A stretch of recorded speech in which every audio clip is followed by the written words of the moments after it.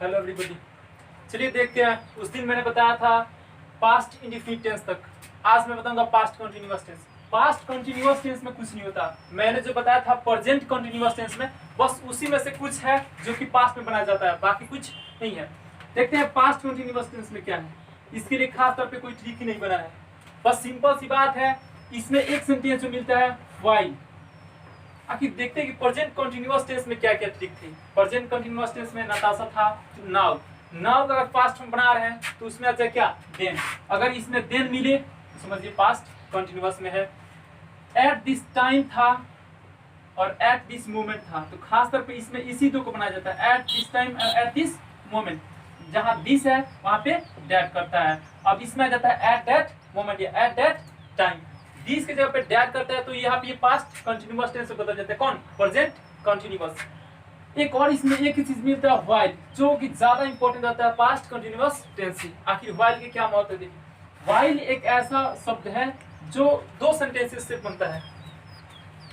देखते हैं, यानी ये इसका प्रयोग पास्ट इंडेफिनिट टेंस में भी किया जा सकता है, पास्ट कंटीन्यूअस टेंस में भी। अब पास्ट इंडेफिनिट में कहा पहले देखते हैं। अच्छा चलिए मैं एग्जांपल लिख रहा हूँ, उसके बाद बता रहा हूँ या कि होता क्या है। व्हाइल का हिंदी होता है जबकि। जबकि क्लॉज का मतलब देखिए, क्लॉज क्या होता है? क्लॉज क्लॉज का मतलब होता है एक सब्जेक्ट और एक वर्ब। एक सब्जेक्ट एक वर्ब, किसी वाक्य में एक सब्जेक्ट और एक वर्ब हो तो उसे क्लॉज कहते हैं। अब यहाँ पे व्हाइल जो होता है दो क्लॉज से हमेशा जुड़े रहते हैं। व्हाइल जो होता है हमेशा दो क्लॉज से जुड़े रहता है। अगर पहला क्लॉज पास्ट इंडेफिनिट हो तो दूसरा क्लॉज भी पास्ट इंडेफिनिट ही होगा, अगर व्हाइल से जुड़ा हो तो। अगर पहला पास्ट कंटीन्यूअस है तो दूसरा भी पास्ट कंटीन्यूअस ही होता है। व्हाइल में यही मेन अंतर है।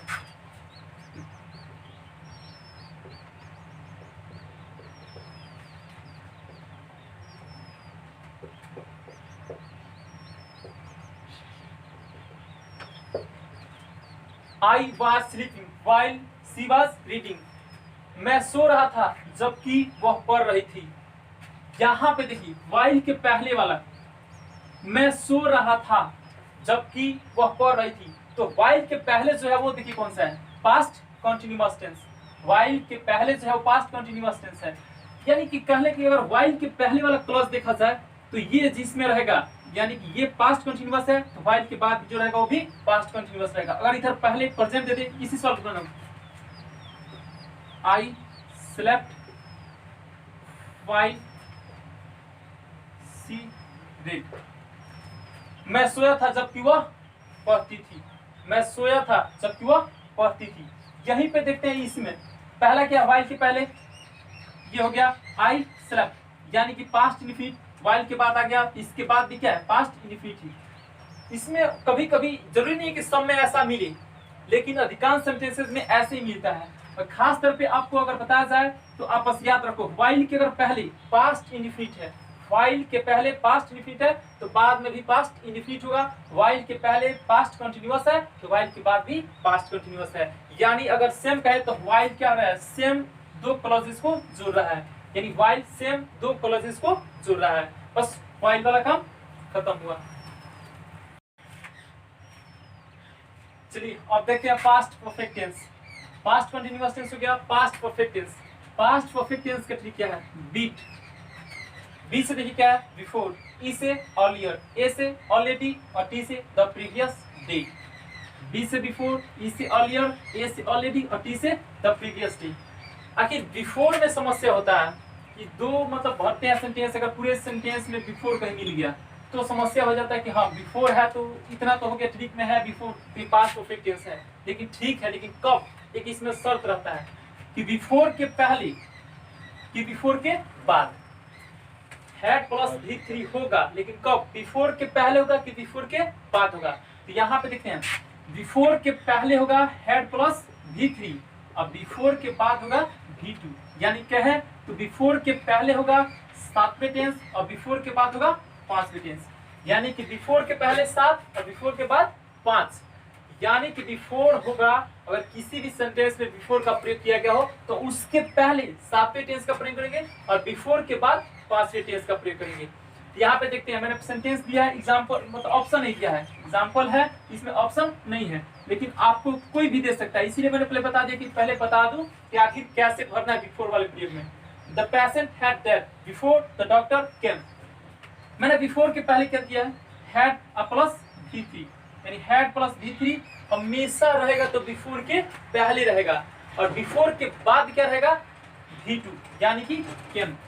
अगर मुझसे वर्ब का प्रयोग करना है तो बिफोर के पहले अगर वर्ब का प्रयोग करना है तो हैड प्लस V3 और बिफोर के बाद क्या होगा, V2। ये बिफोर वाली समस्या रहेगी।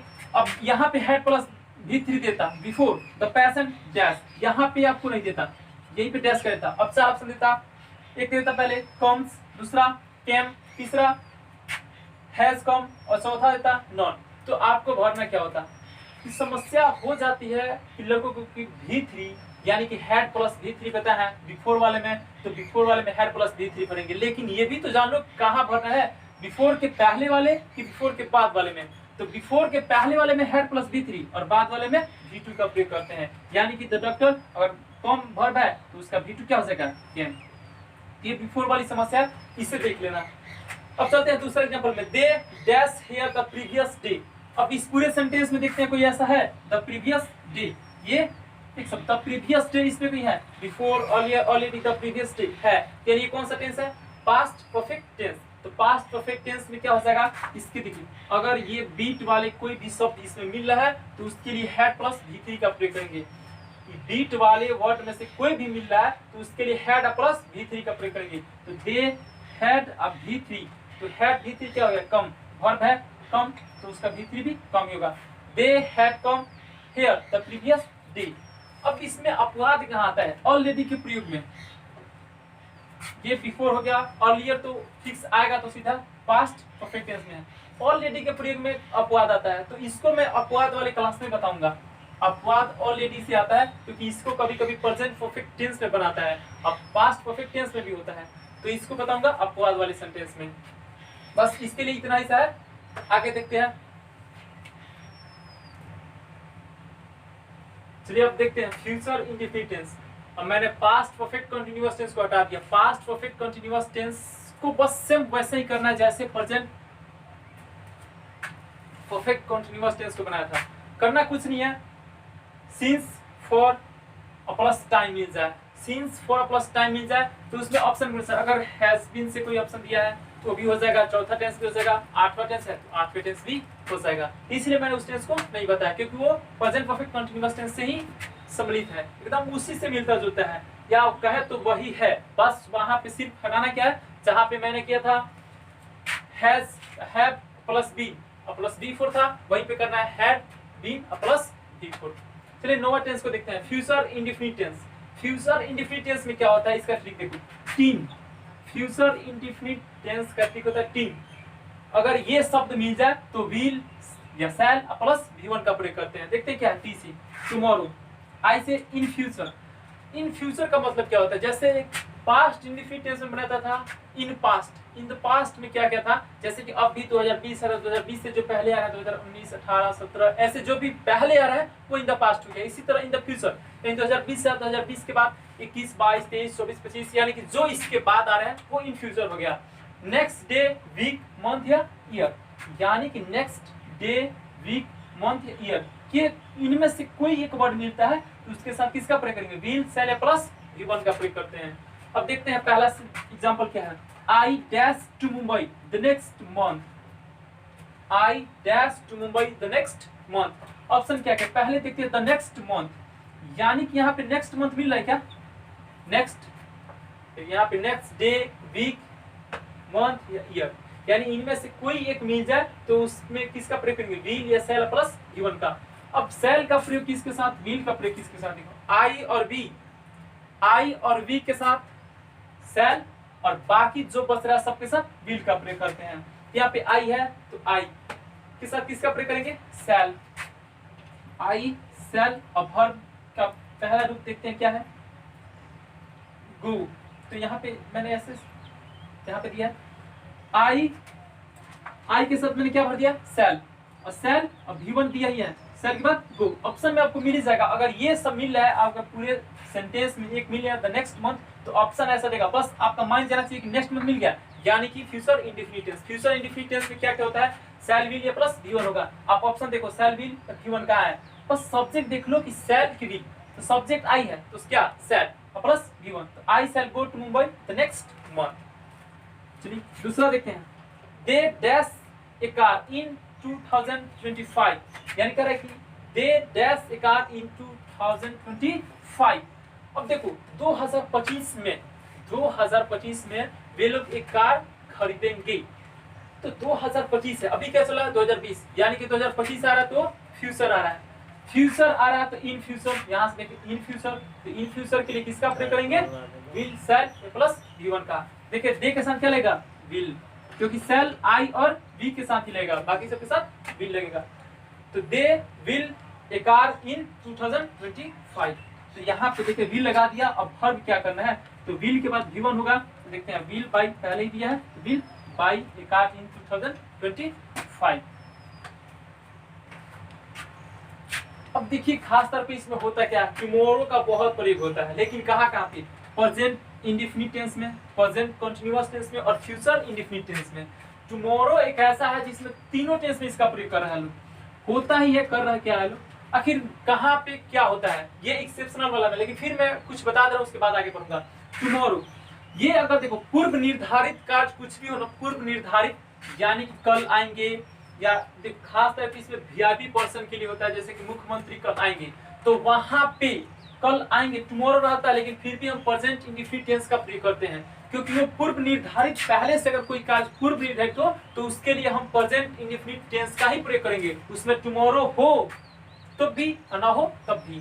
टुमारो देता है तो आपके माइंड में ये बात आता है कि ये फ्यूचर इंडेफिनिट टेंस का है, लेकिन एक बार उसको देखो कि पूर्व निर्धारित है या नहीं। खास तौर पे आपको किस मिलता है, जैसे बड़े बड़े वीआईपी पर्सन हो गए, तो यानी अधिकांश सेंटेंसेज आपको मिलता है तो मंत्री लोगों से, minister, chief minister, prime minister, president, इन प्रकार के मतलब सेंटेंस बहुत ज्यादा मिलते हैं, और उसमें टुमारो का प्रयोग है तो समझिए वो सेंटेंस फ्यूचर इंडेफिनिट टेंस में नहीं बनेगा, प्रेजेंट इंडेफिनिट टेंस में बनेगा। ये नहीं कि ये गलत होगा, लेकिन वो मतलब उतना सही भी वो नहीं माना जाता है। और दोनों बना सकते हैं, ऐसा नहीं कि प्रेजेंट इंडेफिनिट टेंस बना रहा है तो प्रेजेंट और फ्यूचर इंडेफिनिट गलत हो जाएगा, लेकिन फ्यूचर इंडेफिनिट इसको मान्यता नहीं देता, क्योंकि वो सब पूर्व निर्धारित है और कंफर्म है, इसीलिए उससे प्रेजेंट इंडेफिनिट टेंस में ही बनाया जाता है।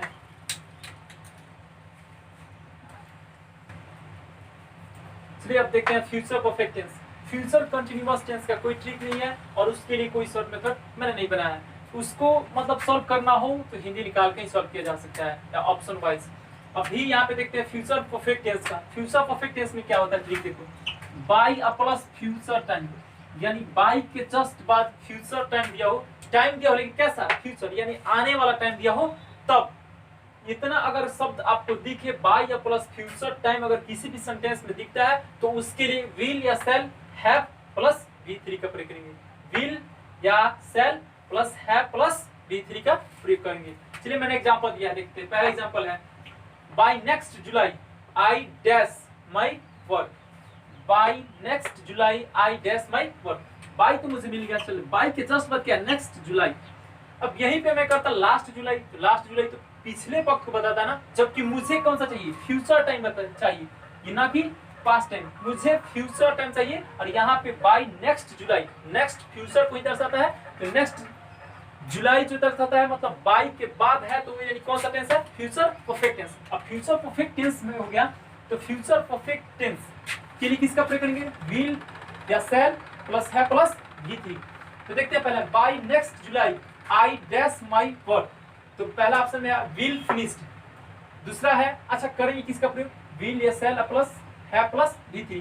तो अगर सब्जेक्ट में आई है तो इसके साथ कौन सा, यानी कि शैल हैव, इतना तो पहले लिख दें, शैल हैव प्लस V3। अब वर्ब देखना है कि वर्ब क्या होगा, क्या पीछे लिखते हैं आई शैल हैव, अब वर्ब क्या है, फिनिश है, तो फिनिश का V3 क्या हो जाएगा, फिनिश्ड।